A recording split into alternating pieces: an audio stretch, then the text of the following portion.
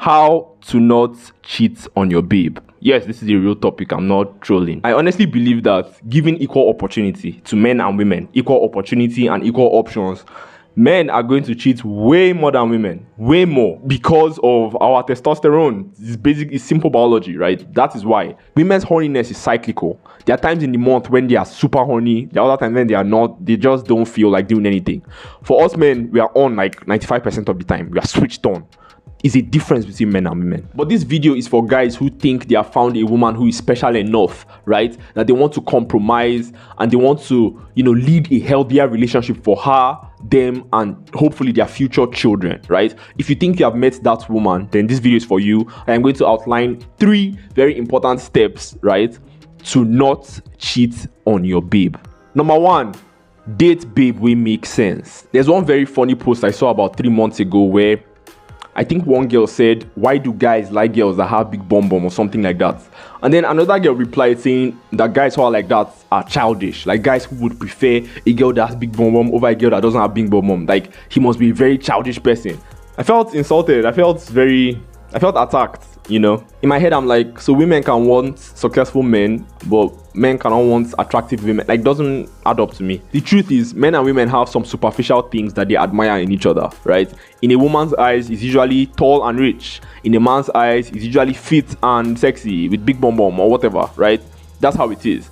Now, it is only a problem when that superficial attraction you have for that person should I say, outweighs the more important attributes. For example, if you put a woman having big bum, right, as more important, right, than a woman who actually has understanding of money, of relationships, being able to raise kids, if you put having big bum over that, that's where it becomes a problem, right? But those superficial things, those superficial wants that men and women have is not wrong. So in as much as it is easier said than done, marry a girl who is attractive, it's very easy to say, but it is difficult to do if you're not extremely rich or attractive, right?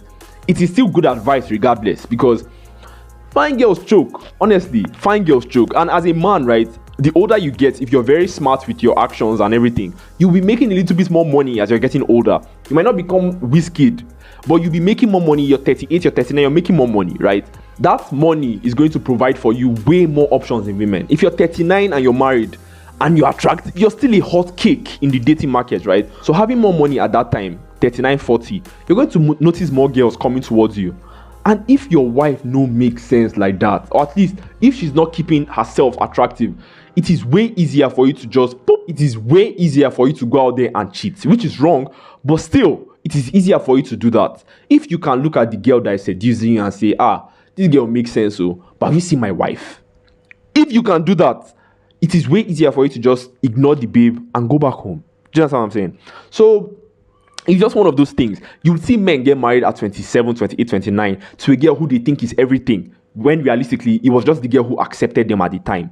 But then when they're 39 and they are richer, they see that they have way more options than they did 10 years ago, and you see them cheating, right? This would have been stopped, or this would have not happened, right, if at 28, 29, they made sure they married a woman who truly was attractive enough in their eyes. Number 2, avoid porn and Instagram models. In as much as there is nothing wrong with a man having his physical standards in a woman. I want her to be tall, I want her to have bum, I want her to be fit, whatever. Have your standards, right? In as much as it is good, it is not very okay to have these standards. Things like porn, things like seeing all these plastic looking IG models, like going through their pages, watching them twerking and all that stuff. Content like that honestly distorts your picture of what an attractive woman is supposed to look like. You start expecting bigger and better every single time, right? Like extremely bigger, extremely better. With porn, for example, the levels of dopamine that you need for sexual satisfaction, or even to be horny in the first place, or to be turned on in the first place, is very difficult for an average woman or an attractive woman to get you to. This eventually leads to sexual dissatisfaction and a constant need for something better, something more attractive. This need for something better is what will lead you to cheat, right? And then when you cheat, that your side piece that you cheated with is eventually not going to be enough. Like in a month or two, she's suddenly unattractive and you want something bigger and better.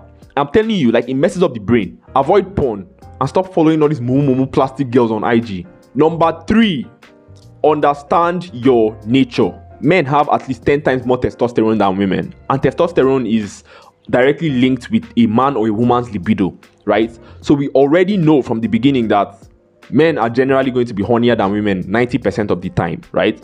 Women's horniness is cyclical. There are times when they're in the mood, there are times when they're not in the mood. Almost every man is switched on every time. Understanding that as a man, you are generally going to be predisposed to wanting sex more than women, right? In general, that's how it's going to be.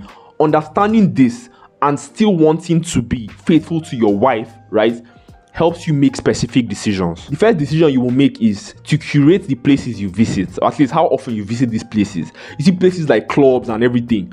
I don't want to know the kind of self-control you think you have.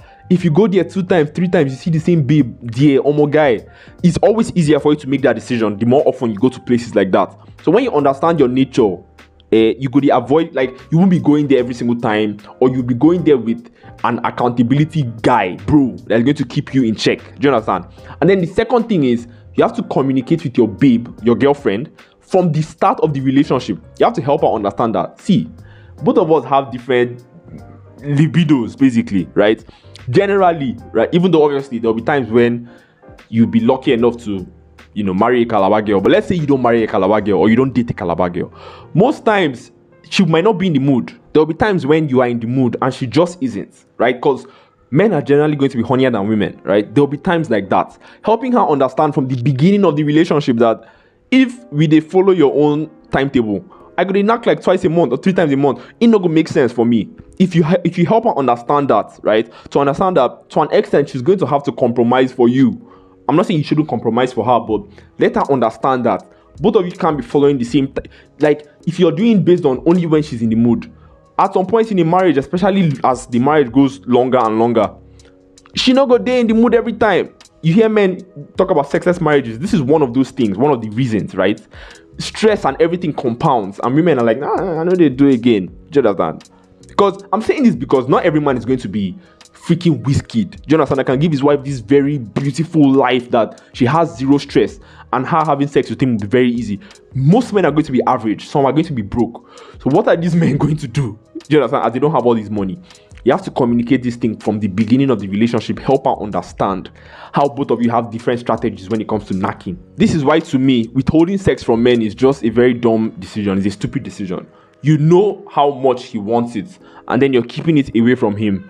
And then if he goes out there and he cheats, you're angry. It makes zero sense, So that's just what it is. Those are the 3 steps I hope you guys can apply to, keep yourself from cheating on your babe. If you find that she's, special enough. I think the next video you should watch is my video called "Should Wives Take Permission from Their Husbands Before Leaving the House?" So click on the box on the screen or the second link in the description and watch the video. It go be.